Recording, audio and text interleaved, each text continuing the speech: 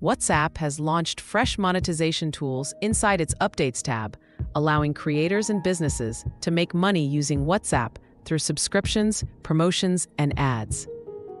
These features are designed to boost visibility and earnings without affecting private chats, offering a major opportunity for income through the app. Creators can now charge monthly fees for exclusive content on their channels. Subscribers get special updates, while creators build steady income from loyal followers. Read WhatsApp to add document scanning feature soon.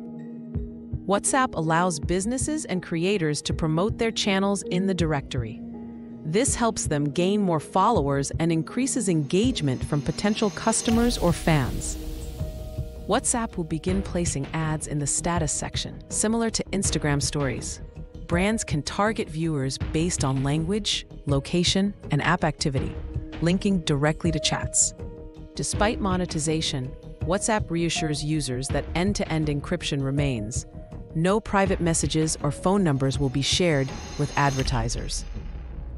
Businesses connected to Meta platforms like Facebook and Instagram may benefit from cross-platform ad targeting.